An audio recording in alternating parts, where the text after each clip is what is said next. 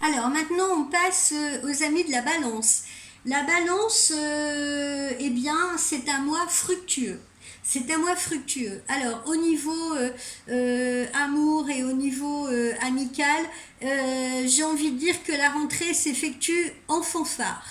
La rentrée s'effectue en fanfare, parfois dans le bon sens, parfois dans le mauvais sens. En tout cas, quoi qu'il en soit, la rentrée va vous pousser à prendre une décision envers une personne qui vous est chère. Si vous hésitez également concernant par exemple un projet commun, vous pourrez vous investir à partir du 15 septembre. Vous serez alors plus à l'aise et beaucoup plus sûr de vos options. Au niveau de vos activités professionnelles, vous entamez la rentrée avec beaucoup de tonus, beaucoup d'enthousiasme et beaucoup de détermination. Euh, Vous pourrez peut-être également avoir une certaine confusion à un moment donné. Certaines confusions soit dans votre organisation, soit parce que vous serez très sollicité, soit parce que vous mènerez de front plusieurs projets.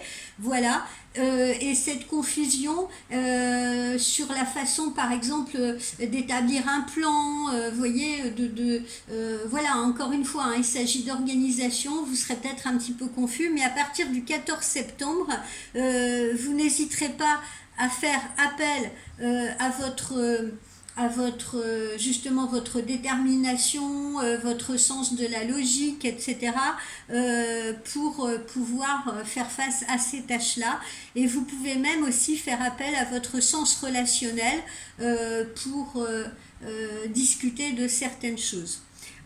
Tâchez de diversifier vos activités en revanche pour éviter la lassitude. Si vous travaillez justement sur plusieurs projets, eh bien ne donnez pas tout, par exemple pendant 15 jours sur un seul et même projet en laissant les autres de côté parce que vous allez saturer. Hein. Essayez de distribuer un petit peu justement sur chaque projet. Essayez de vous donner un petit peu sur différents projets, sur les différents projets que vous avez à accomplir. Ça vous évitera de trop tout donner sur un seul et après de vous retrouver fatigué et lassé. Au niveau de la forme et de la santé, vous pouvez espérer en ce mois une grande force intérieure et vous en aurez besoin. Vous avez aussi des petits trucs pour équilibrer vos énergies, vos petits trucs à vous. Alors je sais pas, hein, pour certains c'est des petits moments des petits moments de pause. Pour d'autres ça va être aller prendre l'air, fumer une cigarette. Pour d'autres ça va être manger un petit truc qui va apporter suffisamment d'énergie si vous voulez pour après se ressourcer. Voilà, chacun ses petits trucs. Vous sentez instinctivement comment alterner les temps de pause et les temps de travail. Et ça, c'est plutôt bien parce que vous avez tendance, à mi-balance, parfois à travailler, quand quelque chose vous tient à cœur, à travailler jusqu'à épuisement et ça c'est pas bon. Donc là on doit bien dire que vous faites des progrès là-dessus parce que vous arrivez quand même à équilibrer les temps de pause et les temps de travail. N'oubliez pas les bienfaits de la lumière, hein, luminothérapie si vous n'avez pas assez de soleil dans votre endroit, dans votre maison ou alors dans votre région, quoique le soleil ne manque pas en ce moment, mais sait-on jamais. Donc pour ceux qui, voilà, moi je sens qu'il vous faut de la lumière, donc n'hésitez pas à utiliser la luminothérapie, surtout si vous avez tendance à être fatigué ou si vous avez à donner beaucoup d'énergie. Et puis, septembre vous offre encore une chance de soleil, comme à nous tous. Voilà. Le petit conseil qui vous est donné est celui-ci. Vous voyez, les petits écureuils, donnez plus.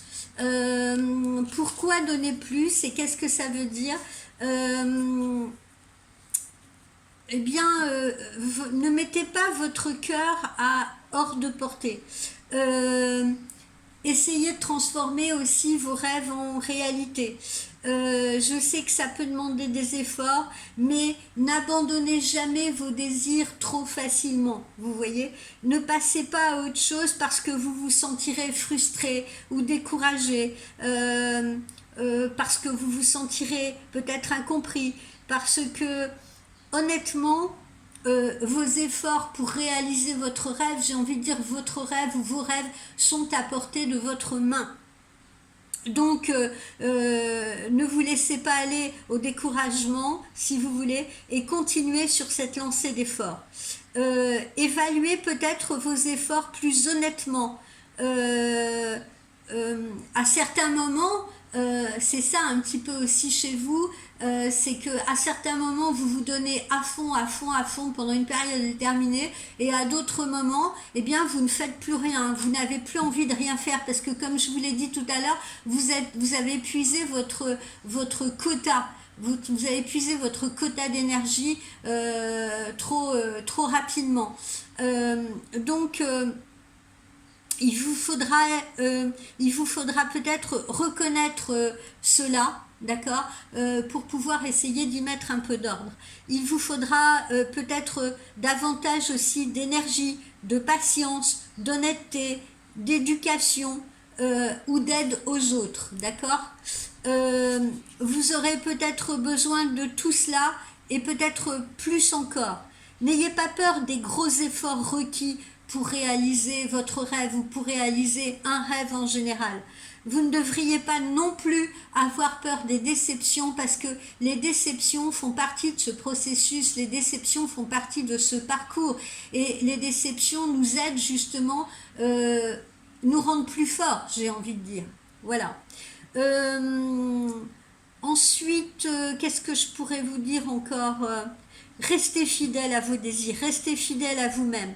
Soyez prêt à tout faire pour nourrir votre but, pour nourrir vos buts. Et faites-le surtout avec un cœur joyeux. Voilà. Hein, ne vous dites pas, oh là là, voyez, ne vous alarmez pas par rapport à la somme d'efforts que ça va pouvoir peut-être représenter, mais faites. Voyez, soyez dans l'instant, soyez dans le présent. Faites et faites joyeusement. Voilà. Quand on a, et ça je le dis pour tout le monde, quand on a une tâche ardue à accomplir ou quand on n'a pas envie de faire quelque chose, au lieu de projeter dans sa tête, au lieu de visualiser les efforts que ça va nous demander, eh bien non, on arrête de projeter ça, vous voyez, on s'y met tout simplement.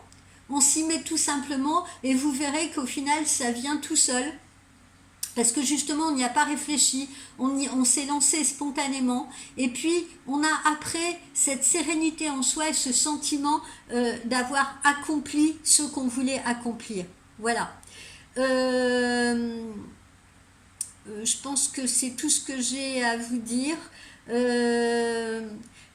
Les balances, les amis balances, si on vous donne certains désirs, si l'univers vous fait ressentir certains désirs, ce n'est pas pour vous frustrer, d'accord?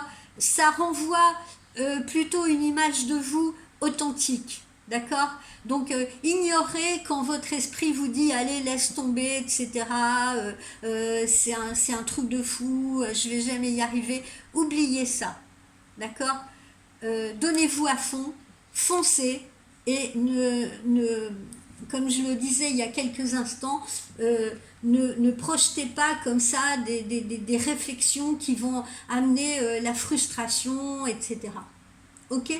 Positivité. Voilà, mi balance.